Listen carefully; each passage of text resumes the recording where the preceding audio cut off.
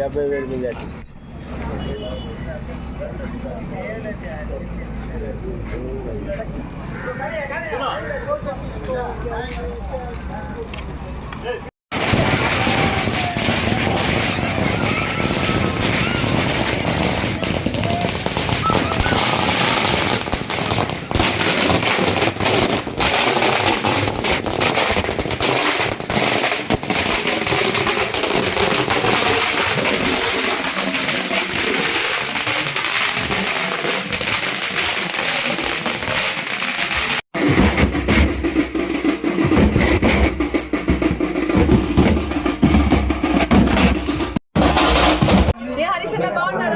బాగున్నామ్మా. సుధీరన్న నాయకత్వం side side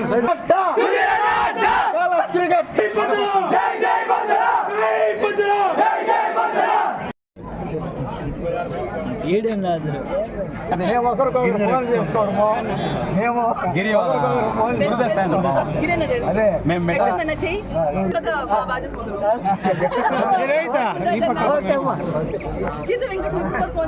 ఎంతమ్మా అని.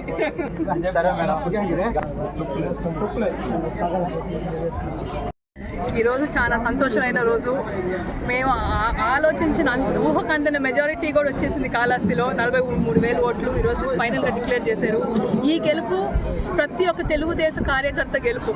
నాతో పాటు మా కుటుంబంతో పాటు ఈ 5 ఏళ్ళు కష్టకాలంలో నిలిచి దెబ్బలు తిని కేసులు పెట్టించుకొని జైళ్ళకి పోయి ప్రతి ఒక్కరు ఎంతో కష్టపడ్డారు. ఈరోజు వాళ్ళందరి కష్టానికి ఫలితం కలిగింది. వాళ్ళ ప్రతి ఒక్క కార్యకర్త ఈరోజు వాళ్ళు విజయవంతులు. వాళ్ళ 43,000 ఓట్ల మెజారిటీ ప్రతి ఒక్క తెలుగుదేశం కార్యకర్తది, ప్రతి ఒక్క కుటుంబ సభ్యులది. అందరికీ నేను చేతులెత్తి నమస్కరిస్తున్నాను. నాకు ఈ సంతోషంలో మాటలు కూడా రావట్లేదు. మీరు కూడా చాలా మీడియా మిత్రులు కూడా ప్రతి అడుగున మాకు హెల్ప్ చేశారు. ఎక్కడ తప్పు జరుగుతుందో అక్కడ పోట్లాడారు, ఎక్కడ తప్పు జరుగుతుందో అక్కడ ఖండించారు, వెనక నిలబడ్డారు. ఏ పక్షపాతం చూపించలేదు.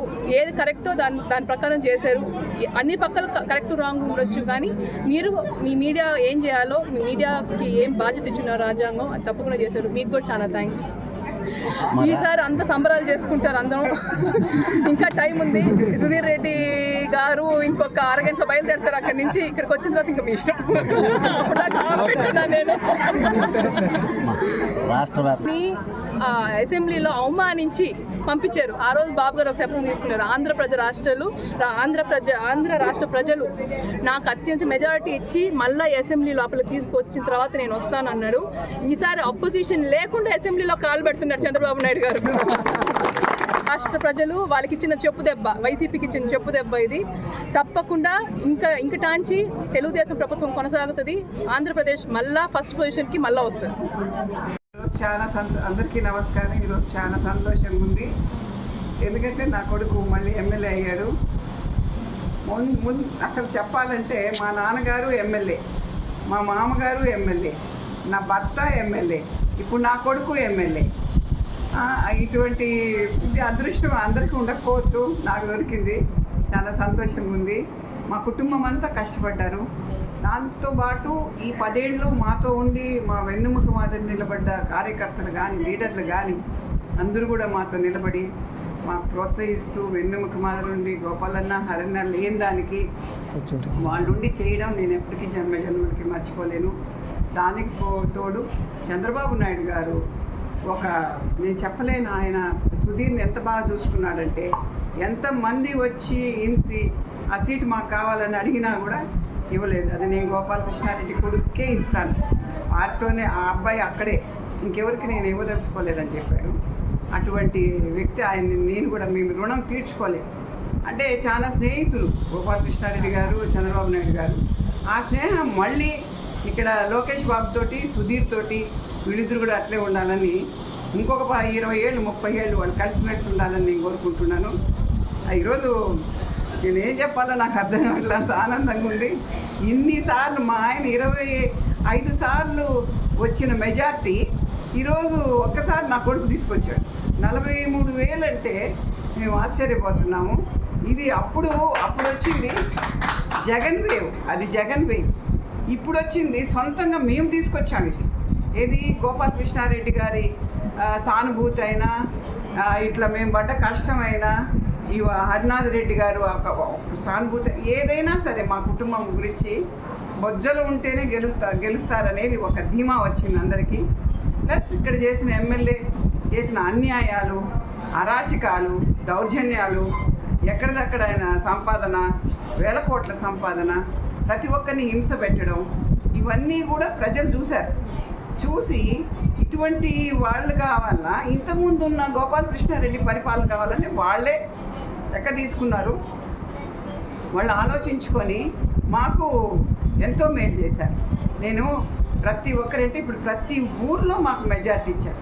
టౌన్ మొత్తం ఒక్క ఎమ్మెవాడు తప్పనిచ్చి, దాంట్లో కూడా ఒకటే తప్పనిచ్చి మిగతా అన్ని చోట్లు మాకు మెజార్టీ వచ్చింది. అది టౌన్. 18,000 అంటే మాట కాదు. అన్ని అంత ఇచ్చారు మాకు. కాళహస్తి టౌన్ కూడా మేము వాళ్ళ రుణం ఎప్పుడు తీర్చుకోలేము. తర్వాత ప్రతి పల్లెలో కూడా ప్రతి పల్లెలో ఎట్లున్నా కూడా చాలా సైలెంట్గా జరిగింది ఈ ఎలక్షన్. ఎవరి మనసులో ఏముందని తెలియదు. డబ్బులు ఇక్కడ పని చేయలేదు. మెట్టెలు కమ్మలో ముక్కు పుడకలో ఇస్తే పని చేయలేదు. ఇది ఒకటే వజ్ర కుటుంబం వస్తే మాకు న్యాయం జరుగుతుంది, టీడీపీ వస్తే మాకు న్యాయం జరుగుతుంది అనే ధోరణితోటే పోయారు ప్రజలంతా. అది చాలా గొప్ప విషయంగా నేను భావిస్తున్నాను. ఇంకొకటి, ఇక్కడ ప్రెస్ కానీ పేపర్ వాళ్ళు కానీ ప్రతి ఒక్కరూ మాకు హెల్ప్ చేశారు. వాళ్ళ రుణం కూడా మేము ఎప్పుడు తీసుకొని, మేము అసలు ఏది కావాలన్నా కూడా ఈరోజు కార్యకర్తలంతా కూడా కేసులు పెట్టించుకొని ఉన్నారు. వాళ్ళని ఎట్లా బాగు చేయాలా, అసలు పూర్తిగా మేము 20 ఏళ్ళు వెనక్కి వెళ్ళాం. అప్పుడు గోపాలకృష్ణ చేసిన దానికి ఇప్పుడు చేసిన దానికి అసలు ఏం అనిపించలేదు. మేము ఏం చేస్తున్నాం అవన్నీ బాగు చేయాలా. బాబుకు చాలా కష్టమైన పనే ఇది. ఎందుకంటే వాళ్ళ నాన్న మాత్రం మళ్ళీ తీసుకొని రావాలంటే కూడా కొంచెం బాగా కష్టపడాలా. అది బాబు కాదు, నాకు బాబు చేయగలడనే ధైర్యం నాకుంది. ఎందుకంటే ఆటపోట్లన్నీ చూశాడు ఈ 5 ఏళ్లలో ఏం జరిగిందని.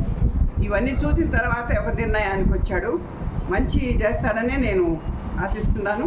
అందరికీ కూడా ఆ దేవదేవుడు ఉన్నాడు, ఈశ్వరుడు వెంకటేశ్వర స్వామి. మాకు ఇది కూడా నేను అదే ఉండేది. ఈరోజు వాళ్ళ నాయన ఉంటే చాలా బాగుండిండు. ఆయన లేకపోవడం చాలా కష్టంగా ఉంది మాకు అందరికీ కూడా. వాళ్ళ ఆయన చాలా ఎక్స్పెక్ట్ చేశాడు, కొడుకుని చూసుకోవాలా, చూడాలా అనేది. అని లేదు, దానికి ఏం చేయలేము, భగవంతుడు ఎట్ట పెట్టింటే అట్లా. కానీ వాళ్ళ నాయన మార్గంలోనే నడుస్తాడు. వాళ్ళ నాయన ఎట్ట చెప్పాడు చేస్తాడు, అదే రకంగా పోతాడని నేను ఆశిస్తాను. ఇంకా చెప్పాలన్నా స్వీప్ ఎట్లంటే ఒక చాప కింద నీరు మాదిర. అసలు అట్లా అన్నీ వస్తాయా అనేది ఎవరు ఊహించలేదు. ఊహించినా కూడా ఇంత వస్తుందని అనుకోలేదు. అసలు జగన్మోహన్ రెడ్డి ఇప్పుడు ఇంకా 12 సీట్లు ఎవరు గెలిచారో తెలియట వైసీపీలో. ఇంకా ఎంతమంది గెలిచారు అంటే ఒక 5 మంది వస్తారేమో అని అనుకుంటున్నాము. జగన్మోహన్ రెడ్డి కూడా చాలా క్లిష్ట పరిస్థితి. ఇక్కడుండే ఎమ్మెల్యే ఉన్నాడు, పారిపోయాడు, అది కూడా తెలియదు. అసలు ప్రతి ఒక్కరు వెళ్ళిపోతున్నారు. అందరూ వాళ్ళ కుటుంబాలను తీసుకొని ఇట్లా హైదరాబాద్, బెంగళూరు ఇంకెక్కడికెక్కడ వెళ్ళిపోతున్నారు. అంటే వాళ్ళు చేసిన అన్యాయాలను బట్టి వెళ్ళిపోతున్నారు. ఇక్కడ చూడాలి ఎట్లుంటుందో చూద్దాం. మంచిగా కోరుకుంటాం కానీ చెడు కోరుకునేవాళ్ళం కాదు. సో ఈ రోజు నుండి ఎంటైర్ కాళహస్తి మారిపోతుంది, శుభ్రంగా చాలా బాగుండబోతుంది. మేము దానికి మటుకు అందరం కూడా, మా కుటుంబ సభ్యులు అందరం కూడా కాళహస్తి ప్రజల కోసమే మేము పనిచేస్తాం. ఇంకోదానికి ఇవన్నీ బాబు చూసుకుంటాడు. నేను మటుకు హాస్పిటల్ అంటే నేను ధైర్యంగా చెప్తున్నా. అది కూడా నేను బాబు గారి పర్మిషన్ తీసుకోవాలి, చంద్రబాబు నాయుడు గారి పర్మిషన్ తీసుకొని మేమంతా చేయొచ్చా అనే ఇదితోటే ముందుకెళ్తాం. ఎందుకంటే హాస్పిటల్ ఉంది, డయాలసిస్ ఉంది, పిల్లల ఇది లేదు, స్కూల్ ఆడపిల్లలకు కానీ ఏమి ఫుడ్ కానీ మొత్తం నాశనం అయిపోయింది. అది అప్పుడు 10 ఏళ్లలో కాంగ్రెస్ గవర్నమెంట్ ఉండి నాశనం చేశారు. ఈసారి కూడా అదే రకంగా జరిగింది, ఇంకా అన్యాయం జరిగింది. స్కిట్ పోయింది, స్కిట్ కాలేజ్. అది మటుకు సుధీర్ బాబు తప్పకుండా తీసుకొస్తాడు. దాంతోపాటు బాబుకు ఇంకొక కోరిక ఏంటంటే మెడికల్ కాలేజ్ తీసుకురావాలి. అది బాబు ట్రై చేస్తాడు. చూద్దాం, మనకి ఎంత రాసి పెట్టింటుందో భగవంతుడు. కానీ టెంపుల్ మటుకు తప్పకుండా దాన్ని ప్రక్షాళన చేయాలా, చేసి తీరాలి. మటుకు నాకు చాలా ఇష్టమైన సబ్జెక్ట్ అది. ఇప్పుడు ఒక్కరు లేరు అక్కడ, డాక్టర్ లేరు, డెలివరీలు జరగటం లేదు. నిన్న నాకు ఫోన్ చేశారు, డెలివరీ మా తిరుపతి పోవాలంటే. మళ్ళీ అక్కడికి ఫోన్ చేసి చెప్పి తెలిసిన హాస్పిటల్ చెప్పి అక్కడికి పంపిస్తే సిజేరియన్ అయింది. ఇక్కడ ఎవరు లేరండి. సో ఇవన్నీ కూడా మనం 1 by 1 చేసుకుంటారా? అలా ఏది ప్రయారిటీ అంటే ముందు హాస్పిటల్ ప్రయారిటీ. హాస్పిటల్ అంటూ అసలు ఎవరు లేని దానికి ఏం చేయాలని అర్థం కాదు. అప్పట్లో మేము చూసినప్పుడు రోజుకు 1000 మంది 1200 మంది వచ్చేవాళ్ళు పేషెంట్స్. చివరికి మీ ప్రెస్ వాళ్ళు కూడా మెచ్చుకున్నారు, మేము ఇంకో చోటికి పోవట్లేదమ్మా. చాలామంది డాక్టర్లు మా కజిన్ ఉన్నారు శంకర్ ప్రసాద్, అతనితో చెప్పారు మాకు ప్రాక్టీసే లేదు అని. అటువంటి స్టేజ్కి మేము తీసిపోయాము దాన్ని. చాలా బాగా చేసాము, ఎంతో సంతోషంగా ఉండేది. రోజుకి 20-30 డెలివరీలు అయ్యేది. అటువంటిది ఇప్పుడు ఒక్కటి కూడా లేదు. అవన్నీ కూడా మేము బాగా చేస్తాం, చూసుకుంటాం.